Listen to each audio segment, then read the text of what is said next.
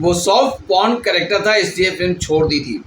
हम बात करें कंगना रनावत की। कंगना रनावत जिनका डेब्यू 2006 में हुआ था फिल्म गैंगस्टर के साथ, और इस फिल्म के साथ ही कंगना रनावत हर तरफ छा गई थी। लेकिन आपको पता है कि कंगना रनावत का जो डेब्यू था वो गैंगस्टर नहीं था, बल्कि कंगना रनावत का डेब्यू जो था वो पहलाज निलानी साहब की फिल्म के साथ होने वाला था।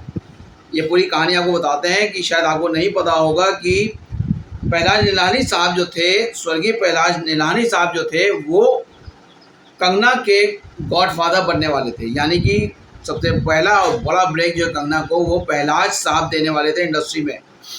लेकिन इस बात की चर्चा कोई नहीं करता।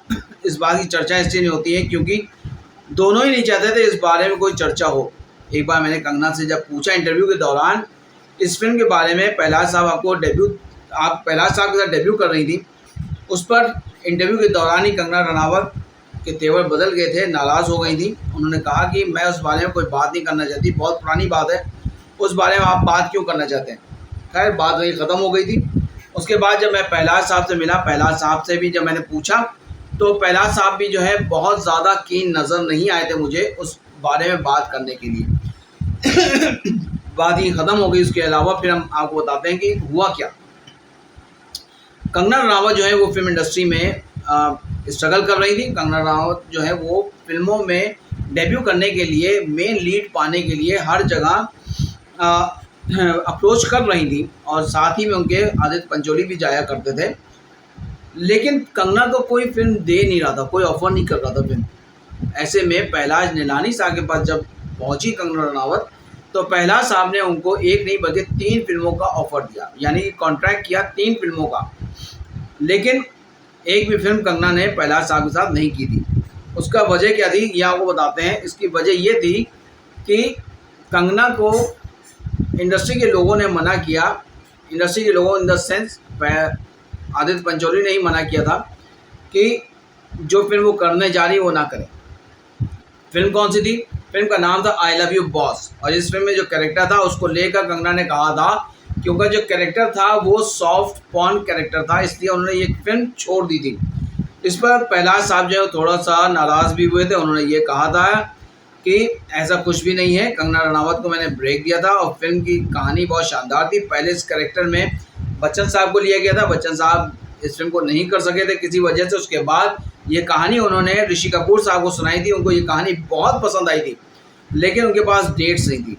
फाइनली पहलाज साहब जो है वो शत्रुघ्न सिन्हा साहब के पास पहुँचे, क्योंकि शत्रुघ्न सिन्हा और पहलाज निलानी बहुत करीबी दोस्त थे। तो जब शत्रुघ्न सिन्हा ने कहा कि मैं ये फिल्म तुम्हारी करने को तैयार हूँ, अब इस बात को लेकर कंगना को जब उनके जो उस टाइम पे जो उनके जो सलाहकार थे उन्होंने कहा कि अगर तुमने ये फिल्म शत्रुघ्न सिन्हा के साथ कर ली तो तुम्हारा करियर ख़त्म हो जाएगा। इस लिहाज से कंगना ने उस फिल्म को मना कर दिया।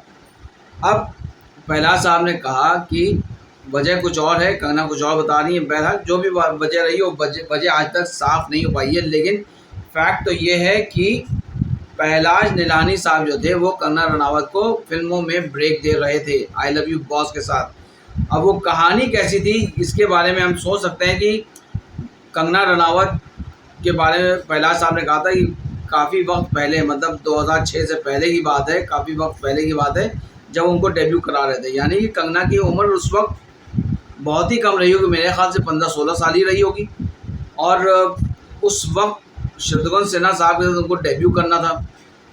कहीं से अभी हम अगर सोचेंगे तो उस टाइम पे कंगना रनावत अगर बच्चन साहब, ऋषि साहब या शत्रुघ्न सिन्हा साहब के साथ अगर वो डेब्यू करती तो यकीनन बहुत मिसमैच होता, लेकिन शायद कहानी की डिमांड कुछ ऐसी रही होगी, तभी उन्होंने ये कैरेक्टर्स को डेवलप किया होगा पहलाज साहब ने।